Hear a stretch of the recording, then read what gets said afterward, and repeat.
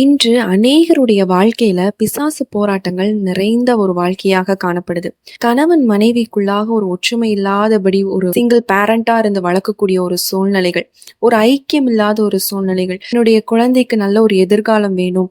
இதுல ஒரே போராட்டமா இருக்கு. வேலைக்காக அநேக ட்ரை பண்றோம். பட் ஆனா அது கிடைக்க மாட்டேங்குது. ஒரே ட்ரை பண்ணி ஒரு சோர்ந்து போயிடுறோம். ஒரு மனசுல நிம்மதியே இல்ல. ஒரு டிப்ரஷன்ல இருக்கேன். செத்துடலாமா என் மனசுக்கு தோணுது. இந்த மாதிரி உங்களுடைய இருதயத்துல நீங்க புலம்பிக் கொண்டு இருக்கீங்க அப்படின்னா, இந்த வீடியோ மூலம் கர்த்தர் உங்களோடு கூட பேச போகிறார். இன்றைக்கும் நம்ம என்ன பார்க்க போறோம் அப்படின்னா, உங்களுடைய வாழ்க்கையில நீங்க பிசாசு போராட்டம் இருக்கு அப்படிங்கிறத நீங்க உணர்ந்திருப்பீங்க. ஆனா இது எப்படி என்னால மேற்கொள்ள முடியும் அப்படிங்கிறது நம்மளுக்கு தெரியாம இருக்கும். இன்றைக்கு நம்ம பார்க்க போற டாபிக் என்னன்னா, பிசாசுகளை நடுங்க வைக்க நீங்க செய்ய போற இந்த 7 காரியங்களால. இந்த 7 காரியங்கள் நீங்க செஞ்சீங்க அப்படின்னா, பிசாசுகள் உங்களை பார்த்து நடுங்கும் அப்படிங்கிற தலைப்புல தான் இன்றைக்கு நம்ம இந்த வீடியோவை நம்ம பார்க்க போறோம். இதற்கு முன்பாக நம்ம ஒரு வீடியோ போட்டிருக்கோம். உங்களுக்கு ஒரு ஆசீர்வாதம் வருது அப்படின்னா பிசாசு எப்படிலாம் தடை செய்வான் அப்படிங்கிறத நீங்க அந்த வீடியோ பார்க்கல அப்படின்னா நீங்க கண்டிப்பா பாருங்க. பார்க்கும் பொழுது உங்களுக்கு ஒரு ஐடியா கிடைக்கும். அண்ட் இந்த வீடியோ நீங்க பார்க்கும் பொழுது இன்னும் உங்களுக்கு ஒரு கிளியர் மைண்டா உங்களுக்கு கிடைக்கும். அதனால இந்த வீடியோவை நீங்க ஸ்கிப் பண்ணாம கடைசி வரைக்கும் பாருங்க. நிச்சயமா கர்த்தர் உங்களோடு கூட பேசுவார்.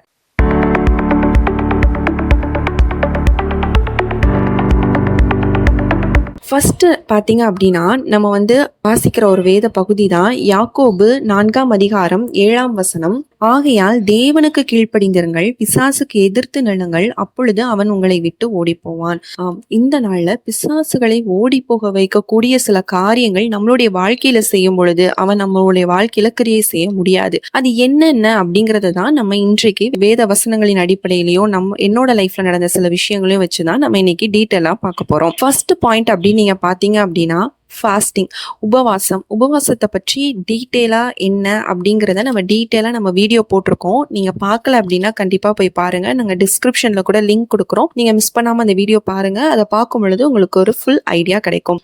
நீங்க உபவாசம் இருக்கும் பொழுது என்ன பண்ணுவோம் அப்படின்னா, பிசாசு அவன் நடுங்கக்கூடிய ஒரு வல்லமை வாய்ந்த ஒரு உபவாசமா அந்த உபவாசம் காணப்படும். வேதத்துல கூட ஒரு வசனம் சொல்லப்பட்டிருக்கு. மத்தேயு 17ஆம் அதிகாரம் 21ஆம் வசனத்துல, இந்த ஜாதி பிசாசு ஜபத்தினாலும் உபவாசத்தினாலுமே அன்றி மற்றெவ்விதத்தினாலும் புறப்பட்டு போகாது. இந்த மாதிரி ஒரு சில பிசாசுகள் சிலருடைய வாழ்க்கையில நீங்க கடிந்து கொண்டு ஜெபம் பண்ணிருப்பீங்க. நிறைய பேர் வச்சு நீங்க ஜெபம் பண்ணிருப்பீங்க. ஆனா வெளியே உங்களால துரத்திருக்க முடியாது. பிசாசுகள் உபவாசத்தினால மட்டும் தான் துரத்த முடியும். அதுதான் நீங்க நம்மளுக்கு ஆண்டவரும் நமக்கு சொல்லி கொடுத்திருக்கிறார். என்னோட லைஃப்லயும் இந்த உபவாசம் எவ்வளோ இம்பார்ட்டண்டா பிளே ஆயிருக்கு அப்படிங்கிற விஷயங்கள் ஆண்டவர் சித்தத்தை பத்தி அறிந்திருப்பது எப்படி அப்படிங்கிற வீடியோல பாத்தீங்கன்னா தெரிஞ்சிருக்கும். குறிப்பா பிசாசு போராட்டத்திலிருந்து எனக்கு ஒரு விடுதலை கொடுத்தது அப்படின்னு பாத்தீங்கன்னா இந்த உபவாசம் தான். ஒரு இக்கட்டான சூழ்நிலையில என்னோட லைஃப்ல நடந்த ஒரு விஷயத்த நான் இங்க ஷேர் பண்ணணும்னு நினைக்கிறேன். அதாவது என்னோட டெலிவரி டைம் பாத்தீங்க அப்படின்னா 2024ல எனக்கு என்ன ஆச்சு அப்படின்னா டெலிவரி ஆச்சு. அந்த டைம்ல எனக்கு ஆகஸ்ட் டேட் 11 பாத்தீங்கன்னா எனக்கு ஒரு டெலிவரி பெயின் வருது. அப்போ நான் நைட் நாங்க சண்டே மாஸ்லாம் முடிச்சுட்டு எனக்கு லைட்டா பெயின் வருது. நான் கொஞ்சம் பெயின் தாங்கிக்கலாம் அப்படின்னு பெயின் தாங்குறேன். ஈவினிங் மேல எனக்கு கொஞ்சம் கொஞ்சமா பெயின் வர ஆரம்பிக்குது. நான் என்னோட வீட்டுல இன்ஃபார்ம் பண்றேன். அப்போ நாங்க எங்களோட சர்ச்ல வர ஒரு நர்ஸ் ஒரு அக்கா உண்டு. அவங்க கிட்ட நான் கேட்கறேன். அப்போ அவங்க சொன்னாங்க, ஃபர்ஸ்ட் டெலிவரினால நம்ம லேட் பண்ண வேணா, நீங்க ஹாஸ்பிட்டல் போங்க அப்படின்னு அவங்க எனக்கு சஜஸ்ட் பண்றாங்க. அண்ட் நான் என்னோட ஹாஸ்பிட்டல் எனக்கு ட்ரீட்மெண்ட் எடுக்கிற ஹாஸ்பிட்டலையும் நான் சொல்றேன். அவங்களும் நீங்க வந்துருங்க அப்படின்னு சொல்றாங்க. தென் நாங்கள் என்ன பண்ணுறோம் அப்படின்னா, அன்றைக்கி நைட்டு எனக்கு பெயின் வரனால நாங்கள் என்னோட பாஸ்டருக்கு நாங்கள் கால் பண்ணுறோம். எங்கள் பாஸ்டர் எங்களை கூட்டிகிட்டு போகிறாங்க. இந்த இன்சிடென்ட் இப்படி நடக்குது. அப்புறம் என்ன ஆகுது அப்படின்னு பார்த்தீங்கன்னா, அன்றைக்கி பெயின் எனக்கு இருக்குது. அப்போ நாங்கள் எல்லாருமே நினைக்கிறோம் நெக்ஸ்ட் டே நைட் உடனே டாக்டர் செக்அப் பண்ண சொல்கிறாங்க. நெக்ஸ்ட் டே மார்னிங்குள்ளே நம்ம எக்ஸ்பெக்ட் பண்ணலாம் அப்படிங்கிற மாதிரி சொல்கிறாங்க. ஸோ எல்லாருமே நாங்கள் எதிர்பார்த்துட்ருக்கோம்.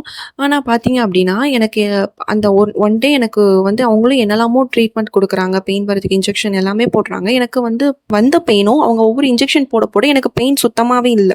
அந்த பெயின் அப்படியே ஸ்டாப் ஆயிடுது. நான் நார்மல் ஆயிடுறேன்.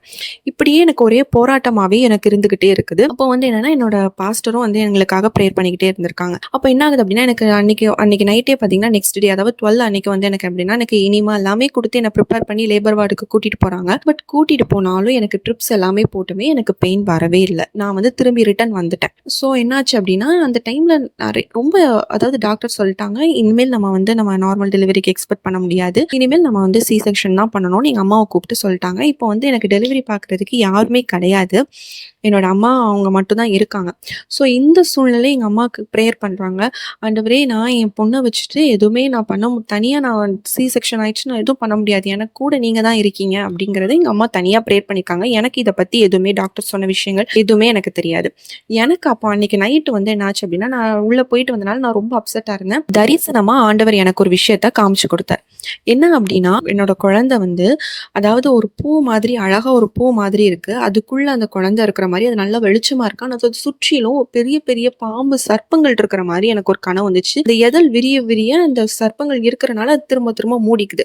அதால ஃபுல்லா விரிய முடியல. இப்படிங்கிற கனவு எனக்கு வந்துச்சு. ஆனா ஒவ்வொரு எதழ் விரிய விரிய சுத்தி இருக்கிற நிறைய சர்ப்பங்கள் இருக்கு. ஒவ்வொரு சர்ப்பமா அது எரிஞ்சு சாம்பல் ஆகுறத என்னால பார்க்க முடியுது அந்த தரிசனத்துல. நைட்டு நான் வந்து ரொம்ப சோகமா இருக்க டைம்ல எனக்கு இப்படி ஒரு தரிசனம் வருது. நான் இது விஷயம் இருக்கு. அப்ப நான் புரிஞ்சுக்கிட்டேன், இது வந்து ஒரு பிசாசு போராட்டம். சர்ப்பங்கிற விஷயம் ஆண்டவர் காமிக்கார் அப்படின்னா இது ஒரு பிசாசு போராட்டம் அப்படிங்கறத நான் வந்து தெரிஞ்சுக்கிட்டு, நான் வந்து என்னோட தங்கச்சி, அதாவது என்னோட பேர் வந்து பாத்தீங்க அப்படின்னா திவ்யா, என்னோட தங்கச்சி பேர் பாத்தீங்கன்னா அனிஷா, என்னோட அம்மா அப்பா இந்த தரிசனத்தை நான் வந்து சொல்றேன். இப்படி எனக்கு ஆண்டவர் வந்து இப்படி ஒரு தரிசனத்தை காமிச்சாரு. இது வந்து பிசாசு போராட்டமா இருக்கு, நம்ம எல்லாருமே ஜெபிக்கணும் அப்படின்னு. அப்ப அவங்களுக்கும் ஆண்டவர் வந்து வெளிப்படுத்தினார். நாளைய தினத்துல நீங்க ஃபாஸ்டிங் போட்டு உன்னோட பொண்ணுக்காக நீங்க 2 பேரும் ப்ரேயர் பண்ணணும். எங்க அம்மா கிட்டயும் தங்கச்சி கிட்டயும் ஆண்டவர் பேசியிருக்காங்க. அப்ப அவங்க வந்து ஃபாஸ்டிங் போடுறாங்க. அப்ப எங்க அம்மா என்ன பண்ணாங்க அப்படின்னா, எனக்கு ஜெபம் பண்ணி எனக்கு ஒரு டம்ளர் தண்ணி கொடுத்தாங்க. நீ இதை குடிச்சிட்டு படுத்துங்க, எதுவுமே நினைக்காத, நல்லா சாப்பிட்டு படுத்துங்க, நாளைக்கு ஆண்டவர் உனக்கு பெற்றெடுக்க உதவி செய்வார் அப்படின்ட்டு. இதுக்கிடையில எனக்கு ஒரு சிஸ்டர் வந்து எனக்கு ஒரு வசனம் சொல்லி கொடுத்தாங்க. அதாவது எபிரிய ஸ்திரீகள் வந்து மருத்துவச்சிகள் வர்றதுக்கு முன்பாகவே பெற்றெடுத்தாங்க அப்படின்னு சொல்லி ஆதியாகமத்துல ஒரு வசனம் இருக்கு. இந்த வசனத்தை நீ சொல்லிக்கிட்டே இரு அப்படின்னாங்க. நான் 7வது மாசத்துல இருந்து நான் இந்த வசனத்தை வந்து என்ன பண்ணேன் அப்படின்னா சொல்லிக்கிட்டே இருந்தேன். இந்த வசனம் எனக்கு ரொம்ப ஹெல்ப்ஃபுல்லா இருந்துச்சு இந்த டெலிவரி டைம்ல. அப்ப அடுத்த நாள் என்ன ஆகுது அப்படின்னா, நார்மலா எனக்கு செக்அப்காக என்ன திரும்பியும் டாக்டர் வந்து என்ன லேபர் வார்டு கூட்டிட்டு போறாங்க. வீட்டுல யாருமே எக்ஸ்பெக்ட் பண்ணலைங்க. நார்மலா எனக்கு பெயினும் இல்லை. நார்மலா நானும் லேபர் வார்டுக்கு செக்அப் தானே, ஆஸ் யூஷுவல் எப்பவுமே பார்ப்பாங்கல்ல, அதே மாதிரி பாக்குறாங்கன்னு சொல்லிட்டு நானும் உள்ள போறேன். அதாவது 11 நான் ஹாஸ்பிட்டல் போயிருக்கேன். 12 ஃபுல்லா பெயின் வந்த பெயின் ஃபுல்லா போயிடுச்சு. 13 வந்து இப்படி இந்த விஷயம் நடக்குது. அப்ப நான் ஹாஸ்பிட்டலுக்குள்ள நான் வந்து லேபர் வார்டுக்குள்ள போயிட்டேன். லேபர் வார்டுக்குள்ள போனதுக்கு அப்புறம் என்னாச்சு அப்படின்னு பாத்தீங்க அப்படின்னா, அன்னைக்கு அவங்க போட்டு அந்த ஃபாஸ்டிங் போட்டு ஜெபிச்சுட்டே இருக்காங்க. எனக்கு செக்அப்காக தான் உள்ள போனேன். ஆனா எனக்கு திடீர்னு எனக்கு ஒரு பெயின் வர ஆரம்பிக்குது. அந்த பெயின் சிவியர் பெயினா மாறுது. ஒரு ½ அன் ஹவர் 11 கிட்ட தம்பி பறந்துட்டான். எனக்கு ஒரு 30 மினிட்ஸ் தான் எனக்கு பெயின் இருந்துச்சு. அந்த ஃபாஸ்டிங் எனக்கு வந்து செக்ஷன் தான் சொன்ன மத்தியில ஆண்டவர் எனக்கு நான் சொன்ன அந்த வசனம், அதாவது மருத்துவச்சிகள் வருவதுக்கு முன்னாகவே எபிரேசிகள் பெற்றெடுத்தாங்களே, அதே மாதிரி நான் பெற்றெடுக்கணுங்கிற வசனமும், அந்த டைம் அவங்க போட்ட அந்த உபவாசமும் அந்த சர்ப்பத்தின் வல்லமைகளை முறிச்சு என் பையன் வெளியே வர்றதுக்கு ஆண்டவர் உதவி செஞ்சார். இதே மாதிரிதான் ஆண்டவர் ஒவ்வொருத்தருடைய வாழ்க்கையில அற்புதம் செய்வார். இப்படிதான் பிசாசு போராட்டத்தை நம்ம மேற்கொள்ள முடியும். ஃபாஸ்டிங் போடுங்கன்னு ஆண்டவர் ஒரு விஷயம் சொல்லிட்டாரு அப்படின்னு வச்சுக்கோங்களேன். இந்த மாதிரி நீங்க சர்ப்பங்கள் இந்த மாதிரி விஷயங்கள்லாம் நீங்க பாக்குறீங்க அப்படின்னா இது வந்து பிசாசோட கிரியைகள். இதற்காக நீங்க என்ன பண்ணணும், ஃபாஸ்டிங் போட்டு ஜெபிச்சிங்க அப்படின்னா கண்டிப்பா நான் எப்படி பிரசவத்துல குழந்தைய பெற்றெடுத்திருக்கணும் அதே மாதிரி நீங்களும் பெற்றெடுக்கலாம். இந்த வீடியோ ஒருவேளை நீங்க பிரெக்னெண்டா இருக்கிறவங்க பார்க்கலாம், இல்ல நான் கர்ப்பம் ஆகணும் அப்படின்னு நினைச்சு ஒரு ஏக்கத்தோடு நீங்க இந்த வீடியோ பார்த்துட்டு இருக்கீங்கன்னு வச்சுக்கோங்களேன். கண்டிப்பா நீங்க ஃபாஸ்டிங் போட்டு ப்ரேயர் பண்ணுங்க. பிரெக்னெண்டா இருக்கவங்க போட வேண்டாம். நீங்க இந்த வசனத்தை சொல்லி ஜெபம் பண்ணுங்க. ஆண்டவர்ட்ட ஏக்கத்தோடு இருக்கிறவங்களும் நீங்க இந்த வசனத்தை சொல்லி ஜெபம் பண்ணுங்க. கண்டிப்பா நிச்சயமா ஆண்டவர் எனக்கு கொடுத்த ஆண்டவர் உங்களுக்கும் கொடுக்க வல்லமை உள்ள தேவனாக இருக்கிறார். அப்போ நீங்க இந்த மாதிரி ஃபாஸ்டிங் போட்டீங்க அப்படின்னு வச்சுக்கோங்களேன், கண்டிப்பா நீங்க பிசாசை நடுங்க வைக்கக்கூடிய ஒரு வல்லமை வாய்ந்த ஒரு உபவாசமா அந்த உபவாசம் காணப்படும். செகண்ட் அப்படின்னு பாத்தீங்க அப்படின்னா இரவு ஜெபம், நைட் பிரேயர் அப்படிங்கிறது பிசாசை நடுங்க வைக்கக்கூடிய ஒரு ஜெபமா காணப்படுது. அதாவது இரவு நேரங்கள்ல பிசாசோட வல்லமைகள் அதிகமா காணப்படும். அந்த டைம்ல நம்ம ஜெபிக்கும் பொழுது ஈஸியா நம்ம வந்து என்ன பண்ணலாம் அப்படின்னா பிசாசை நம்ம என்ன பண்ணலாம், ஓவர் கம் பண்ணலாம். இதுக்கு ஒரு வசனம் சொல்லப்பட்டிருக்கு. சங்கீதம் 119 அதிகாரம் 62 வசனத்துல சொல்லப்பட்டிருக்கு. உமது நீதியான நியாய தீர்ப்புகளின் நிமித்தம் உம்மை துதிக்கும்படி பாதி ராத்திரியில் எழுந்திருப்பேன்.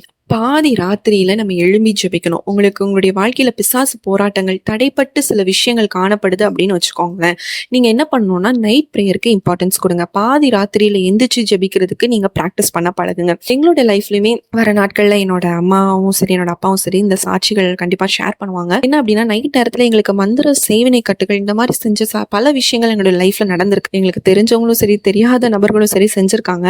அப்போ ஆண்டவர் வந்து எங்களுக்கு அலர்ட் கொடுத்துருவாரு, இப்படி உங்களுக்குள்ள பிசாசு போராட்டம் வரப்போது நீங்க ஜெபம் பண்ணுங்கன்ட்டு. அப்போ நாங்க ப்ரிஃபர் பண்றது நைட் ப்ரேயர். நைட்ல நாங்க போராடி ஜெபிப்போம். ஆனா அது எங்களை எதுவுமே மேற்கொள்ளாது. நீங்க அடுத்த நாள் காலைல பார்த்தீங்கன்னா எங்களுடைய வீட்டு வாசல்ல எலுமிச்சப்பழம் அந்த மாதிரிலாம் கிடக்கும். ஆனா அது எங்களை ஒன்றுமே சேதப்படுத்தினது கிடையாது. ஏன்னா இந்த நைட்டு நேரத்துல நாங்க ஜெபித்த ஜெபம் எங்களை பாதுகாத்திருக்கு, பிசாசை நடுங்க வைத்திருக்கிறது. அதனால நீங்க இரவு ஜெபங்கள்ல நீங்க ப்ரிஃபர் பண்ணுங்க. உங்களுக்கு பிசாசு போராட்டம் இருக்கு அப்படிங்கறத நீங்க ஃபீல் பண்றீங்க அப்படின்னு நீங்க நினைச்சீங்கன்னா வச்சுக்கோங்களேன், இந்த இரவு ஜெபம் பண்ணும் பொழுது பிசாசு உங்களை பார்த்து நடுங்கும். 3வது விஷயமா நம்ம என்ன பண்ணலாம் அப்படின்னா, நீல் டவுன் ப்ரேயர். முழங்கார் படியிட்டு ஜெபிக்கும் பொழுது பிசாசுகள் என்ன பண்ணும் அப்படின்னா நடுங்கும். நம்ம நம்ம நார்மலா உட்காந்து ஜெபிக்கிறதுக்கும் நம்ம வந்து முழங்கால் படியிட்டு நம்ம வந்து அந்நிய பாஷை, அதாவது நம்ம கட்டி ஆவியில நிரம்பி நம்ம ஜெபிக்கணும்னு நினைச்சு பாருங்க, முடியாது நம்மளால. அப்போ நம்ம முழங்கால் படியிட்டு ஜெபிக்கும் பொழுது அதோட வல்லமை வந்து பவர்ஃபுல்லான ஒரு வல்லமையா காணப்படும். இயேசு சுவாமியே வந்து நம்ம ஒரு வசனம் வாசிக்கலாம். அதாவது லூக்கா 22:41 வசனத்துல சொல்லப்பட்டிருக்கு, அவர்களை விட்டு கல்லறி தூரம் அப்புறம் போய் முழங்கார் படியிட்டு அப்படின்னு பாக்குறோம். இது வந்து இயேசு சுவாமி நமக்கு சுத்தமான இந்த பாத்திரம் என்ன விட்டு நீங்கட்டும் அந்த இன்சிடென்ட். ஆனா முழங்கார் படியிட்டு செபிக்கிற ஜெபத்துக்கு வல்லமை அதிகமா காணப்படுது. நீங்க முழங்கால் படியிட்டு செபிங்க. உங்களுக்கு போராட்டம் தடையா இருக்கு, என்னுடைய லைஃப்ல நான் என்ன ஸ்டெப் எடுத்து வச்சாலும் ஒரே தடையா இருக்கு, சமாதானம் இல்லை, ஒரே பிரச்சனை, சண்டைகள், இன்னொன்னு நான் வேலை செய்யணும்னு நினைக்கிறேன், அந்த வேலை செய்யல நிறைய போராட்டமா இருக்கு, என்ன மட்டும் தனிமைப்படுத்துறாங்க, சிங்கிள் பேரண்டா இருக்கீங்களா, உங்களுக்கு லைஃப் எப்படி லீட் பண்ணணும்னு எனக்கு தெரியல, இது எனக்கு போராட்டமான ஒரு வாழ்க்கையா இருக்குது, நெகட்டிவ் தாட்ஸ் வருதா, நிறைய பேர் சொல்றது எனக்கு சூசைட் பண்ணும் போல இருக்கு, செத்தரலாம் போல இருக்கு இந்த லைஃப் வாழ்றதுக்கு, அந்த மாதிரி உங்களுக்கு எண்ணங்கள் வருது அப்படின்னாலே பிசாசு வந்து உங்களுக்கு தீய சிந்தனைகளை கொடுத்து கொண்டு இருக்கிறான். இதை மேற்கொள்றதுக்கு நீங்க முழங்கால் படியிட்டு ஜெபிச்சீங்க அப்படின்னா கண்டிப்பா ஆண்டவர் உங்களுக்கு ஒரு விடுதலையை கண்டிப்பா கொடுப்பார். 4வதா ஒரு விஷயம் பாத்தீங்க அப்படின்னா, துதிக்கிறதுக்கு மூலமா நம்ம என்ன பண்ணலாம் அப்படின்னா பிசாசை நம்ம நடுங்க வைக்கலாம். இதுக்கு ஃபார் எக்ஸாம்பிள் பார்த்தீங்க அப்படின்னா பவுலும் ஷீலாவும்ங்கிற காரியத்தை நம்ம எல்லாருக்குமே தெரியும். பவுலும் ஷீலாவும் எப்படி ஜெபித்தாங்க அப்படிங்கிறது நம்ம நிறைய பேர் நிறைய பிரசங்கத்துல நம்ம கேட்டிருப்போம். அதனால நான் அதை வந்து எக்ஸ்பிளைனபிளா சொல்லலை. அப்போஸ்தலர் 16ஆம் அதிகாரத்துல 25 முதல் 26 வரைக்கும் நீங்க வாசிங்க அப்படின்னா அவங்க தேவனை துதித்து கொண்டே இருக்கும்போது சிறைச்சாலை கதவுகள் என்ன பண்ணுது, திறக்கப்பட்டது அப்படின்னு சொல்லி நம்ம பார்க்குறோம். அப்போ கட்டுகள் உடைக்கப்படணும். உங்களுக்குள்ள ஒரு கட்டுகள் இருக்கு, மந்திரிக வல்லமைகள் இருக்கு, இல்ல எனக்கு பலவீன கட்டுன்னு இருக்கு, இதெல்லாம் நான் உடைக்கப்படணும் அப்படின்னு நீங்க ஆசைப்பட்டீங்க அப்படின்னா துதிக்கிறதுனால நீங்க மேற்கொள்ளலாம். எப்படி துதிக்கலாம் அப்படின்னு பாத்தீங்க அப்படின்னா தேவனை பிரைஸ் பண்றது, ஒன்னும் இல்ல, புகழ்ந்து பாரு, உங்களுக்கு தெரிஞ்ச வார்த்தைகளை சொல்லி சொல்லி வானத்தி பூமி உண்டாக்கின தேவனே நமக்கு ஸ்தோத்திரங்கள், நிறைய ஸ்தோத்திரங்கள் சொல்லுவாங்க. தெரிஞ்ச பாட்டுகள், பெருமான் செய்ய பாட்டுகள்லாம் வந்து வேத வசனத்தோடு ஒத்து போற பாட்டுகள், அந்த பாட்டுகள் எல்லாம் நம்ம பாடும் பொழுதே கண்டிப்பா இது மூலமா நம்ம என்ன பண்ணலாம்னா துதிக்கிறது மூலமா, துதிக்கிறவங்களை பார்த்தாலே பிசாசு பயப்படுவான். அப்போ நீங்க துதிக்கிற நபரா நீங்க என்ன பண்ணுங்க, மாற ட்ரை பண்ணுங்க. உங்களுடைய வாழ்க்கையில கண்டிப்பா பிசாசு போராட்டம் இருக்கு அப்படின்னா நீங்க கண்டிப்பா துதிக்கிற நபரா நீங்க காணப்படணும். 5வது ஒரு விஷயம் பாத்தீங்க அப்படின்னா வேதங்களை நம்ம வந்து கண்டிப்பா வாசிக்கணும். வேத வசனங்கள் மூலம் பிசாசு என்ன பண்ணுவான்னா நம்மளை பார்த்து நடுங்குவான். வேத வசனங்கள் நம்ம சொல்ல சொல்ல பிசாசு நம்மளை பார்த்து பயப்படுவான், நம்ம கிட்ட நெருங்க மாட்டான். இதை குறிச்சு நம்ம ஒரு வீடியோ போட்டிருக்கோம். இந்த வசனங்கள்லாம் நீங்க சொன்னீங்க அப்படின்னாலே பிசாசு உங்களை விட்டு ஓடி போவான் அப்படிங்கறது ஒரு வசனமாவே நம்ம சொல்லியிருக்கிறோம், ஒரு வீடியோவாவே நம்ம போட்டிருக்கோம். 4 வசனங்கள் நம்ம சொல்லியிருப்போம். யோவான் 10:10, 1 யோவான் 3ஆம் அதிகாரம் 8ஆம் வசனம், லூக்கா 10ஆம் அதிகாரம் 19ஆம் வசனம், யாக்கோபு 4ஆம் அதிகாரம் 7ஆம் வசனம். இந்த 4 வசனங்கள் நீங்க இந்த வீடியோ பார்க்கணும்னா ஃபுல்லா கூட பாருங்க, அது உங்களுக்கு ரொம்ப யூஸ்ஃபுல்லா இருக்கும். இந்த வசனங்கள் சொல்வது மூலமா என்ன பண்ணலாம் அப்படின்னா நம்ம பிசாசை நம்ம வந்து நடுங்க வைக்கலாம். அடுத்ததா பாத்தீங்க அப்படின்னா 6வதா ஒரு விஷயம் பாத்தீங்கன்னா இது ரொம்ப பவர்ஃபுல்லான ஒரு விஷயம். இதை நம்ம என்ன பண்ணலாம் அப்படின்னா அந்நிய பாஷைனாலும் அபிஷேகத்தினாலும் நம்ம என்ன பண்ணலாம்னா பிசாசை நடுங்க வைக்கலாம். பிசாசு இந்த மாதிரி நீங்க ஜெபித்தீங்க அப்படின்னா பிசாசு உங்களை பார்த்து பயப்படுவான். சாதாரணமா ஜெபிக்கிறது இல்ல, ஒரு அதிகாரத்தோடு, அவர் கொடுத்த அபிஷேகத்தோடு, அவர் கொடுத்த அந்நிய பாஷையோடு நம்ம ஜெபிக்கும் பொழுது பிசாசு என்ன பண்ணுவான்னா நம்மளை பார்த்து பயப்படுவான். அப்போ அந்த நாட்கள்ல எல்லாம் பாத்தீங்க அப்படின்னா பரிசுத்த ஆவியின் அபிஷேகம் ரொம்ப இம்பார்ட்டன்ட். அப்போஸ்தலர் 10ஆம் அதிகாரம் 38ஆம் வசனத்துல சொல்லப்பட்டிருக்கு, அவர் வந்து என்ன பண்ணாரு, பரிசுத்த ஆவியினால் அபிஷேகம் பண்ணினார் அப்படின்னு சொல்லி நம்ம வசனத்துல நம்ம பார்க்கிறோம். அப்போ பரிசுத்த ஆவியின் அபிஷேகத்தோடு நம்ம ஜெபிக்கும் பொழுது ஏசாயா 10ஆம் அதிகாரம் 27ஆம் வசனம் சொல்லுது, அபிஷேகத்தின் காரணமாக நுகம் என்ன பண்ணும், உடைக்கப்படும். அப்போ அபிஷேகம் நம்மளுக்குள்ள இருந்தாலே எல்லா கட்டுகளும் உடைக்கப்படும். உங்களுக்கு வந்து டீட்டெயிலா அபிஷேகம் அந்நிய பாஷையை பத்தி வேணும் அப்படின்னா நீங்க கமெண்ட்ல சொல்லுங்க, வர நாள்ல அதை ஒரு வீடியோவாவே நாங்க எக்ஸ்பிளைன் பண்றோம். அப்போ நம்ம அபிஷேகத்தோட அந்நிய பாஷையோடு ஜெபிக்கும் பொழுது பிசாசு நம்மளை பார்த்து என்ன பண்ணுவான் அப்படின்னா நடுங்குவான். லாஸ்டா ஒரு 6 விஷயம் நம்ம பார்த்தோம். இந்த 6 விஷயத்துல இந்த ஒரு விஷயம் நீங்க பண்ணாதான் ரொம்ப வந்து பவர்ஃபுல்லா இருக்கும், இல்லைன்னா ஒண்ணுமே பிசாசு வந்து நடுங்க மாட்டான். 7வதா ஒரு விஷயம் என்னன்னா இதான் ரொம்ப ரொம்ப இம்பார்ட்டன்ட், கர்த்தருக்கு பயந்து அவர் வழியில நம்ம நடக்கிறவங்களா காணப்படும். பாவம் செய்துட்டு, அவருக்கு பிரியமில்லாத காரியங்கள்லாம் செஞ்சுட்டு, நான் இந்த விஷயங்கள்லாம் முழங்கால் படியிட்டு ஜெபிப்பேன், பிசாச விரட்டுவேன், வசனத்தால ஓட்டுவேன்னா, கண்டிப்பா போகாது. அவருக்கு பிரியமான வழியில அவருக்கு சார்ந்து நம்ம பண்ணும் பொழுது, அப்பதான் நம்மளுக்கு என்ன ஆகும் அப்படின்னா, அவன் பிசாசானவன் நம்மள பார்த்து பயப்படுவான். யாக்கோபு 4ஆம் அதிகாரம் 7ஆம் வசனத்திலேயே சொல்லப்பட்டிருக்கு, தேவனுக்கு கீழ்ப்படியுங்கள்னு சொல்லி தான் இருக்கு. அப்ப நம்ம தேவனுக்கு கீழ்ப்படிந்து, அவருக்கு பயந்து நம்ம நடக்கும் பொழுது மட்டும் தான், இப்ப சொல்லப்பட்ட 6 காரியங்கள் நம்ம செஞ்சாதான் பிசாசு வந்து நம்மள விட்டு ஓடி போவான். அதனால இந்த 7 விஷயங்களும் நம்மளோட லைஃப்ல நம்ம செஞ்சு பாருங்க. உங்களுடைய லைஃப்ல பிசாசு போராட்டமா இருக்கா? யாரையும் டிபெண்ட் பண்ணியிருக்க வேண்டாம். நீங்க இந்த விஷயத்த நீங்க நம்மளோட லைஃப்ல நம்ம எக்ஸிக்யூட் பண்ணும் பொழுது, எப்படி என்னோட லைஃப்ல எனக்கு தடையா இருக்கும் பொழுது, உபவாசம் போட்டு நான் ஜெபிக்கும் பொழுது ஆண்டவர் விடுதலை கொடுத்தார். நைட் பிரேயர் மூலமா விடுதலை கொடுத்தார். நீல் டவுன் பிரேயர் மூலமா இந்த மாதிரி நீங்க ஒவ்வொரு விஷயம், இந்த 7 விஷயத்தையும் நீங்க செஞ்சு பாருங்க. நிச்சயமா உங்களோட லைஃப்ல ஒரு சேஞ்சஸ் கண்டிப்பா ஆண்டவர் உண்டாக்குவார். இந்த வீடியோ உங்களுக்கு ரொம்ப பிரயோஜனமா இருக்கும் என்று சொல்லி நான் கர்த்தருக்குள் விசுவாசிக்கிறேன். இந்த 7 அறிகுறிகள்ல நீங்க ஏதாவது ஒரு அறிகுறிகள் மூலமா நீங்க பிசாசை மேற்கொண்டிருக்கிறீங்க, இல்ல இனிமேல் நான் செய்ய போறேன் அப்படின்னா நீங்க கமெண்ட்ஸ்ல கண்டிப்பா சொல்லுங்க. உங்களுக்கு ஜெப குறிப்புகள் இருக்கும் அப்படின்னா ஸ்கிரீன்ல தெரியற வாட்ஸ்அப் நம்பருக்கு நீங்க மெசேஜ் பண்ணுங்க, இல்ல வாய்ஸ் நோட் போடுங்க. கண்டிப்பா நாங்க உங்களுக்காக ஜெபிக்கிறோம். மீண்டும் உங்களை இன்னொரு வீடியோல சந்திக்கிறோம். கர்த்தர் உங்களை ஆசீர்வதிப்பாராக. ஆமென்.